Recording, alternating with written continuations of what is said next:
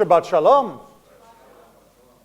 I went to a high school known as Valhalla.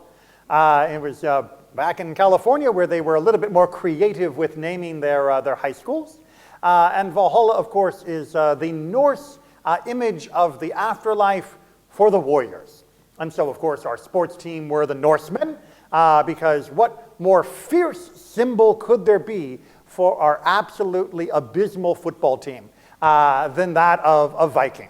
Because the Vikings have a reputation, which our school did not earn in sports, except in water polo. Very good at that. But the Vikings had a reputation for fierceness, for aggression, and the genetic record of Europe testifies to that aggression, often impacting other people. And yet, for all of the berserkers in the Viking mythology, for all of their conquest, their raiding, their pillaging, they still had a few peaceful tricks that we could learn from. So in the Viking world, unlike later medieval Europe, anyone could have a sword or an axe. These were not weapons reserved for nobility.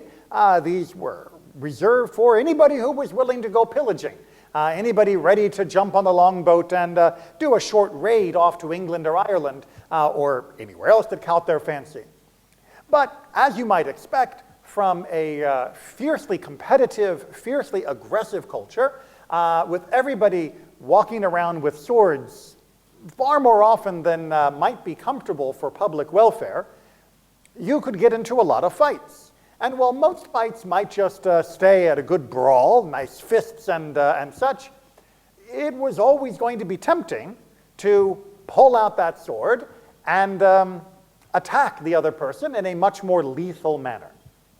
But the Vikings came up with a solution for this. It's called a peace band or a peace tie. What you would do is there would be little loops on your scabbard for your sword, and when you were in a peacetime situation, just walking around your village somewhere in Norway, you would slip the bands over the hilt of your sword, which would prevent you from pulling the sword out in a hurry. It's the equivalent in the modern world of a gun safe, if you will. It's or a trigger lock. It's something that does not let you simply grab it and use the weapon in an instant.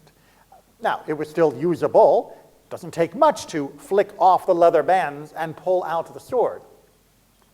But that moment mattered. The Vikings understood that sometimes when you are a little inebriated and you are brawling with your buddies in the bar and somebody has made a joke that maybe went a little bit further than you were prepared for, that your blood is going to boil and you are going to want to do more than simply punch. You are going to want to attack in a violent, lethal manner. And they recognized that that impulse might only be an impulse, that it might flare up within you, and yet as you struggle to get your sword out because it is bound, you have an additional moment to consider. Do I want to escalate this to deadly violence? Am I actually so upset with Bjorn that I am prepared to murder him? After all, we have gone raiding together. He helps me when I need to plow. Maybe things are just a little out of hand. And of course, others around you will also be able to step in as they see you struggle with your sword to recognize that de-escalation is necessary. That extra few seconds is enough to turn a bad idea into just a bad idea, to prevent it from becoming a regret when you began to act upon it. Now, most of us don't walk around with swords, but most of us do walk around in one way or another, often encumbered by habits, by distractions, by things that we often are too quick to give into, too quick to answer our impulsive attachment to. And especially on Shabbat, or the upcoming many days of our Chagim, of our holiday celebrations, I'm going to propose a modern version of the peace band. Now again, no one's coming to services with a sword, don't worry. But we will often find that many people will come into services with their cell phones.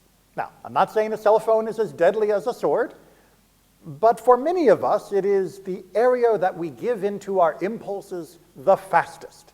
We have a spare second. Rather than turning and talking to someone else, we pull out the phone. We have a flash of anger from something we've seen on the news. We pull out the phone to see if it's right, or to retweet or text it to someone else and tell them how outraged we are. We hear somebody make a comment, and we are quickly going to respond not just to them, but to the whole world about how problematic what they have said. So how do we peace bind our phones? Well, I'm not going to tell you to leave it home, because I know I will be spitting into the wind. It'd be like telling a Viking not to carry around his sword. Okay, so I'm not going to tell you to leave it home, even though that is the best solution. But there is a way to blunt that temptation, to blunt that impulse. It's called a Ziploc baggie. Before you leave your house to come to services, put your phone in a Ziploc. That's all. It's still there, right? You don't have to start twitching because you're too far away from it. It's okay. It's still there. But whenever you are in that normal frame of mind where your impulse tells you, reach into your bag and pull out your cell phone, reach into your pocket and pull out your cell phone, you will find a little bag. And as you fumble with the top of the Ziploc, it'll give you a second.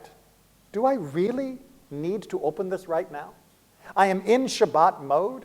I have other people around me that I can talk to that maybe I only get to see this time during the week, or maybe I see every day, but I don't interact with them the way I do during Shabbat.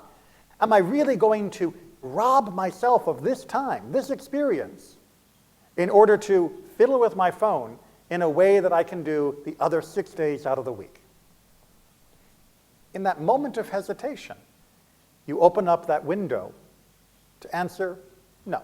You know what? My phone, whatever's on it, can wait. It can wait until after Shabbat. It'll be Havdalah sooner than we think. And then, whatever I need to do, I can do.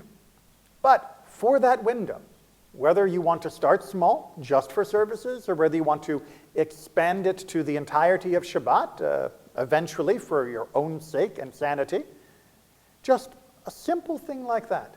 Just putting it into a Ziploc, giving yourself that extra moment of pause, that extra tiny little barrier between you and the impulse, can yield a fascinating result. Now, there are many other things we can do as well. Cell phones just happen to be the biggest target for many people, and the portal through which many of their frustrations are exacerbated rather than alleviated.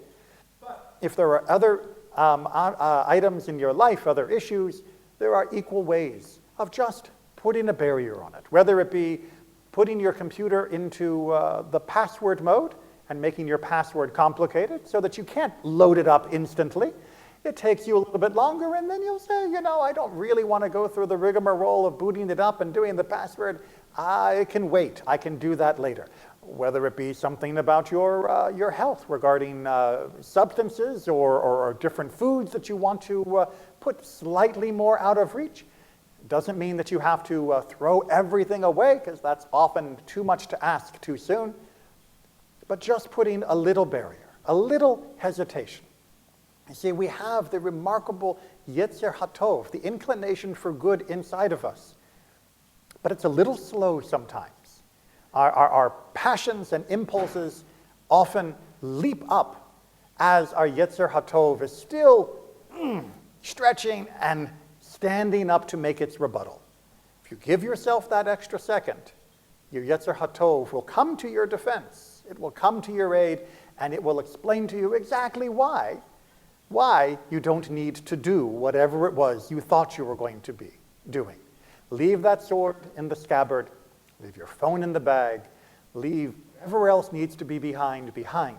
Shabbat is expressly designed to give us this time. Give yourself a little aid. Don't rely only on willpower. If the Vikings couldn't control themselves, we shouldn't expect all of us to control ourselves quite so easily either. Give yourself that help. And when you come for Rosh Hashanah, hopefully you'll have it in the bag. Shabbat Shalom.